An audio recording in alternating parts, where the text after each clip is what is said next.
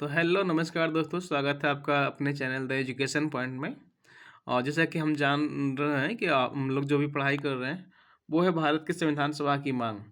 पिछले वाले क्लास में मैंने इस टॉपिक को उठाया था। इस पे बहुत सारे कुछ पॉइंट्स रह गए हैं जो मैं अभी उससे ख़त्म कर दे रहा हूँ। ठीक है। तो जैसा कि मैंने देखा था कि स्वराज विधेयक के माध्यम से बाला गंगाधर तिलक ने पहली बार संविधान सभा की मांग की बात कही थी 1895 ईस्वी में। फिर नेक्स्ट था 1918 ईस्वी में कांग्रेस ने क्या किया था। कांग्रेस का एक दिल्ली में अधिवेशन होती है और अधिवेशन के माध्यम में ये इन्होंने सेल्फ डिक्लेरेशन के बारे में लिखा गया कि भारत की पूर्ण आत्मा के व्यक्ति तभी होगी जब संविधान सभा का निर्माण होगा। फिर थर्ड में आता है आपका 1919 का ब्रिटिश पार्लियामेंट एक्ट आता है।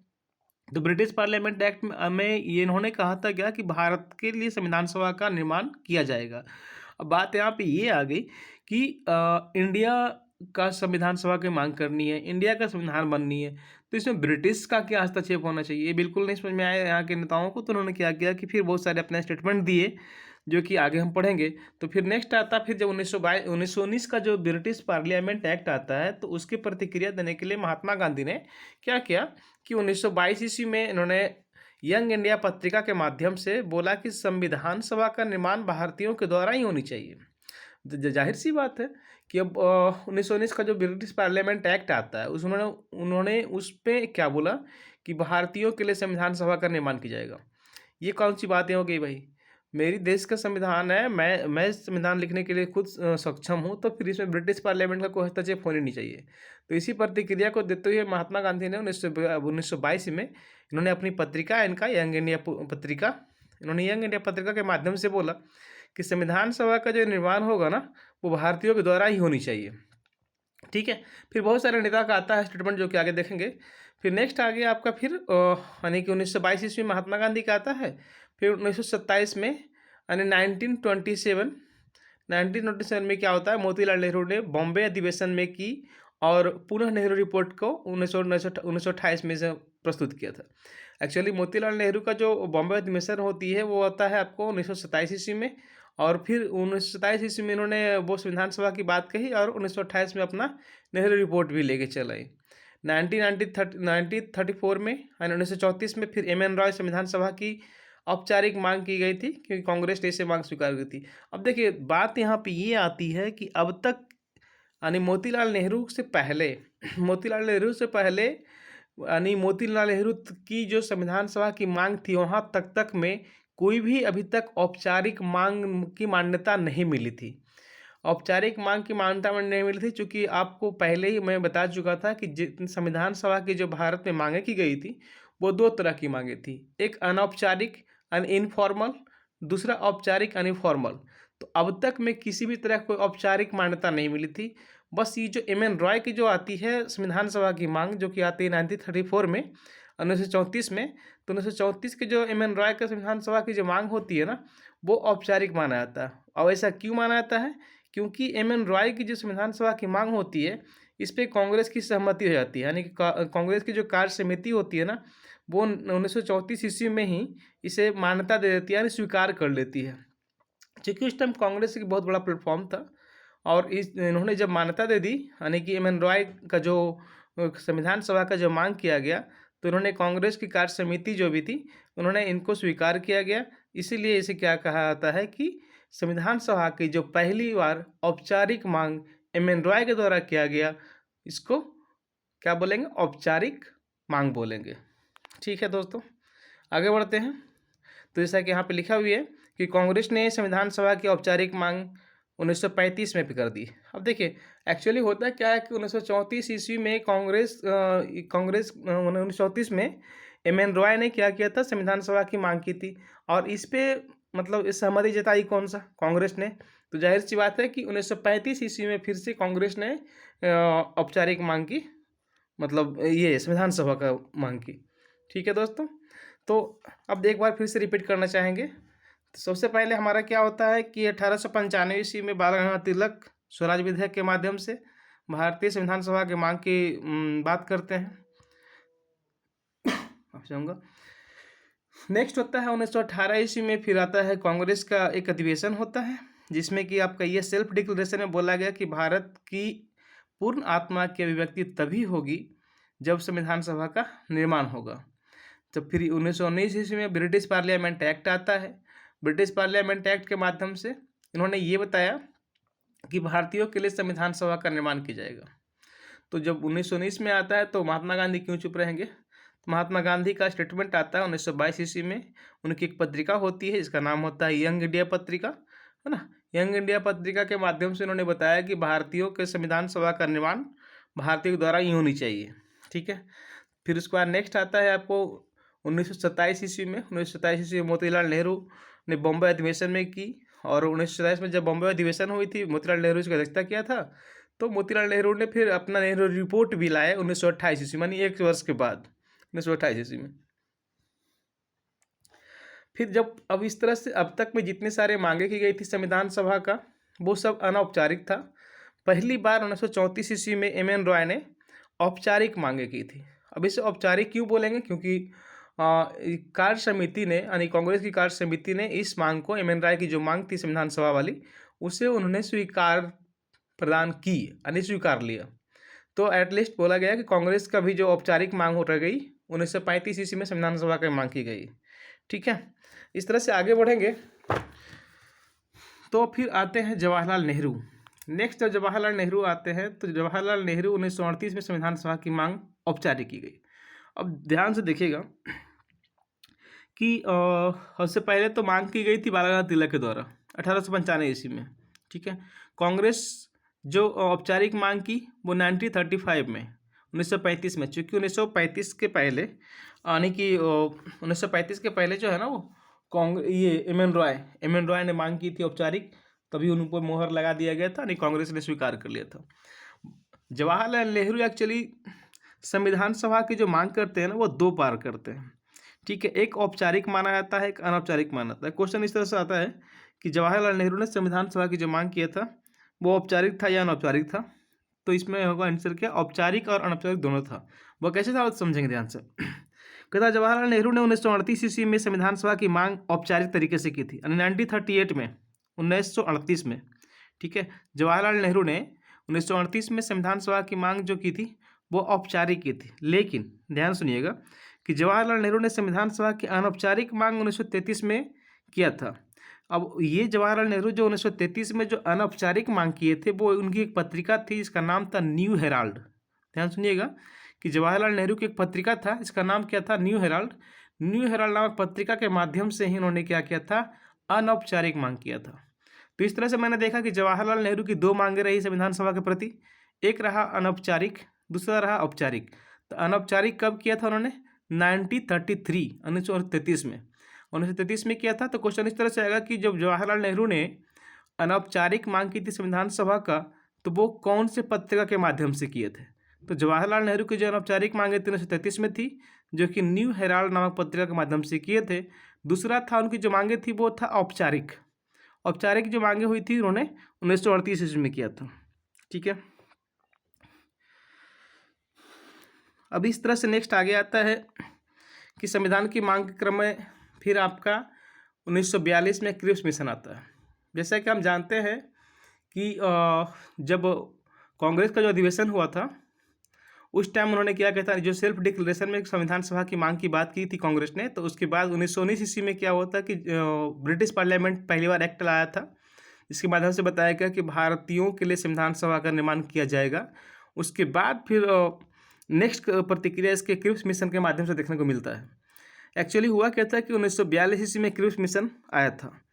सबसे पहले क्वेश्चन तो यहाँ इससे ये आता है कि क्रिप्स मिशन जो आया था, क्रिप्स मिशन का पूरा नाम क्या था? तो क्रिप्स मिशन का पूरा नाम था draft declaration of bar cabinet. Draft declaration of bar cabinet. ठीक है। तो क्रिप्स मिशन हमारे भारत में 1942 में आया था। एक्चुअली हुआ क्या कि 1942 में क्रिप्स मिशन आया। ठीक है। 1945 यानी 1945 ईस्वी में ब्रिटेन का चुनाव हुआ। ठीक है। तो आने ध्यान सुनेंगे, पहले क्रिप्स मिशन के बारे में सुन ले एक बार। 1942 ईस्वी में क्रिप्स मिशन आया, और क्रिप्स मिशन का पूरा नाम क्या था? तो जैसे कि मैंने बताया कि draft declaration of bar cabinet. ठीक है। फिर आता है क्या कि 1945 में ब्रिटेन का चुनाव हुआ। तो ब्रिटेन का जब चुनाव हुआ ध्यान देंगे कि पहले एक्चुअली क्या था, ब्रिटेन में कंजर्वेटिव पार्टी थी, ठीक है। यानी कि 1945 से पहले जो इसके पहले जो था वो वहाँ के था, कौन सी पार्टी था, तो वहाँ की पार्टी का नाम था कंजर्वेटिव पार्टी। और उसका उस टाइम जो पीएम थे यानी प्राइम मिनिस्टर जो वहाँ के थे वो थे विंस्टन चर्चिल, ठीक है। फिर जब चुनाव हुई तो क्या हुआ कि लेबर पार्टी जीत गई। जब लेबर पार्टी जीत गई तो उस टाइम फिर कौन नए प्रधानमंत्री बने। नए प्रधानमंत्री का क्या नाम हुआ, क्लीमेंट एटली। अब ध्यान देंगे कि 1945 से पहले यानी कि ब्रिटेन में किसका था, कौन सी पार्टी का राज था, तो कंजर्वेटिव पार्टी का। कंजर्वेटिव पार्टी के प्रधानमंत्री कौन रहे, तो विंस्टन चर्चिल। यानी उसके बाद जब चुनाव हुई तो फिर कौन जीते, लेबर पार्टी जीती। लेबर पार्टी का जो चुनाव हुआ तो कौन सा प्रधानमंत्री बनाए गए, तो बनाए गए क्लीमेंट एटली, ठीक है। फिर कहता है क्या कि जब क्लीमेंट एटली बने प्रधानमंत्री ब्रिटेन का तो फिर पुनः क्या हुआ, हाउस ऑफ कॉमन्स में संविधान सभा की बिल क्लीमेंट एटली लाया ब्रिटेन में। अब चूंकि अब इसके पहले तो संविधान सभा का जो बात कही गई थी ब्रिटिश पार्लियामेंट एक्ट के माध्यम से कि कि भारतीयों के लिए क्या होगा कि संविधान सभा का निर्माण किया जाएगा। लेकिन जब कंजर्वेटिव पार्टी हारी और लेबर पार्टी जीती, तो लेबर पार्टी जब जीती और प्रधानमंत्री बने क्लीमेंट एटली, तो इन्होंने क्या किया, हाउस ऑफ कॉमन से संविधान सभा की मांग यानी कि लेके चलाया और बोला कि वो संविधान सभा का निर्माण वहाँ पे होगा, ठीक है। फिर इस तरह से 1945 में जब चुनाव जीतते हैं क्लीमेंट एटली के माध्यम से, तो फिर उसके बाद क्या होता है कि 1946 आता है यानी कैबिनेट मिशन। क्रिप्स मिशन जैसे कि आया 1942 ईस्वी में। 1942 में जब क्रिप्स मिशन आता है, उसके बाद 1945 में यानी 1945 ईस्वी में जब कंजर्वेटिव पार्टी हारती है और लेबर पार्टी जीतती है, तो क्लीमेंट एटली ने क्या किया कि हाउस ऑफ कॉमन से बिल पास करवा लिया यानी संविधान सभा की मांग के लिए। नेक्स्ट अब आता है 1946 यानी कैबिनेट मिशन। ये भी इंपॉर्टेंट है, ध्यान देंगे इस पर। जब बात आती है कैबिनेट मिशंस की, ठीक है, तो कैबिनेट मिशंस 1946 में आता है। एक्चुअली भारत जब पहुंचता है तो भारत जो इस टाइम आता है यानी कि भारत में सबसे पहले दिल्ली आता है। दिल्ली कब आता था, 24 मार्च 1946 ईस्वी को। यानी क्वेश्चन पहले यहाँ से पूछा है कि कैबिनेट मिशन भारत में कब आया और कहाँ आया। तो भारत में कैबिनेट मिशन 24 मार्च 1946 को दिल्ली में पहुंचा, ठीक है। परंतु 16 मई 1946 को भारत ने इस उद्देश्य घोषणा की। जब ये कैबिनेट मिशन इंडिया पहुंचता है तो उस टाइम तो पहुंचता है पहले 24 मार्च 1946 को दिल्ली में, लेकिन 16 मई 1946 को भारत इसके उद्देश्य घोषणा करता है। यानी कि 24 मार्च को जब दिल्ली पहुंचता है कैबिनेट मिशन, तो उसके बाद भारत क्या करता है, 16 मई 1946 को इसका उद्देश्य की घोषणा करता है कि आखिर इसकी क्या उद्देश्य है, यानी कैबिनेट मिशन आने का क्या उद्देश्य है, क्या ऑब्जेक्टिव है कैबिनेट मिशन का। कब करता है घोषणा, 16 मई को, लेकिन आता कब है इंडिया, 24 मार्च 1946 को, ठीक है। अब यहाँ पे क्या होता है ना कि कैबिनेट मिशन में मेन रूप से 3 सदस्य होते हैं, ठीक है। तो 3 सदस्य कौन कौन सा होते हैं, इसको ऐसे याद रखेंगे। देखिए पहले तो नाम जान लीजिए कि 3 सदस्य कौन कौन से थे। पहला थे पैथिक लॉरेंस, दूसरा थे एबी अलेक्जेंडर, तीसरा थे Stafford Cripps. Pethick Lawrence, A B Alexander and Stafford Cripps, ठीक है। एक बार फिर से, पैथिक लॉरेंस, एबी अलेक्जेंडर और कौन हो गए, स्टैफोर्ड क्रिप्स। अब इसको हम इस तरह से याद करेंगे, PAS कर देंगे यानी पास कर देंगे। क्योंकि कैबिनेट मिशन को हम इसलिए पास कर रहे हैं, ट्रिक के माध्यम से पास कर दे रहे हैं, रियल में भी पास हो गया था, है ना। तो PAS समझेंगे तो P से हो गया पैथिक लॉरेंस, A से हो गया एबी अलेक्जेंडर, S से हो गया स्टैफोर्ड क्रिप्स। अब क्वेश्चन यहाँ पे ये भी आता है कि पैथिक लॉरेंस उस टाइम कौन था, अलेक्जेंडर कौन था और स्टैफोर्ड क्रिप्स कौन था। ध्यान देंगे, पैथिक लॉरेंस था भारत का सचिव जो कि हेड था, ठीक है। यानी इन जो कैबिनेट आया था कैबिनेट मिशन, इसमें कि हेड कौन था, तो भारत का सचिव के रूप में हेड था पैथिक लॉरेंस। जबकि एबी अलेक्जेंडर जो था ना, वो नेवल मिनिस्टर था, यानी कि पानी वाली मंत्री था, पानी वाला बोल सकते हैं, नेवी अलेक्जेंडर था वो, नेवी मिनिस्टर। एस था स्टैफोर्ड क्रिप्स जो था आपका ट्रेड मिनिस्टर यानी व्यापार मंत्री था। ध्यान समझेंगे, जब कैबिनेट मिशन आई थी सबसे पहले कब आई थी भारत में, तो 24 मार्च 1946 को दिल्ली में आया था। लेकिन उसकी जो उद्देश्य के बारे में भारत ने घोषणा किया कब, तो 16 मई को 1946 को भारत ने उद्देश्य इसके बारे में बताया कि इसका क्या उद्देश्य है। इसके 3 सदस्य थे, PAS करके याद रखेंगे हम लोग, Pethick Lawrence, A B Alexander and Stafford Cripps. Pethick Lawrence, A B Alexander and Stafford Cripps, ठीक है। हेड था कौन इसका, तो भारत का सचिव के रूप में हेड था पैथिक लॉरेंस। नेवल मिनिस्टर कौन हो गया, एबी एलेक्जेंडर, जो कि व्यापार मंत्री कौन हो गया, स्टेफर्ड क्रिप्स। कैबिनेट मिशन का भारत में आने का 2 उद्देश्य था। कैबिनेट मिशन का भारत में आने का 2 उद्देश्य था। पहला उद्देश्य था क्या, संविधान सभा का निर्माण करवाना। दूसरा उद्देश्य था अंतरिम सरकार बनाना। संविधान 2, cabinet mission 2 mission. Cabinet mission का 2 मिशन क्या क्या, पहला है संविधान सभा का निर्माण करवाना, दूसरा क्या है, अंतरिम सरकार का निर्माण कराना। अब इस तरह से जब कैबिनेट मिशन आता है तो कैबिनेट मिशन के तहत ही हमारे संविधान सभा की मांग स्वीकार की जाती है और इसके अंतर्गत ही संविधान सभा का भी निर्माण होता है और अंतरिम सरकार का भी निर्माण होता है, ठीक है। अब हम आगे पढ़ेंगे संविधान सभा का गठन। संविधान सभा का गठन पढ़ने से पहले कुछ क्वेश्चंस को मैं देता हूँ। जैसा कि पूछा जाएगा कि भारत में क्रिप्स मिशन पहली बार कब आया था। दोस्तों, जैसे कि मैंने बताया था कि भारत में क्रिप्स मिशन 1942 ईस्वी में आया था, ठीक है, 1942 में।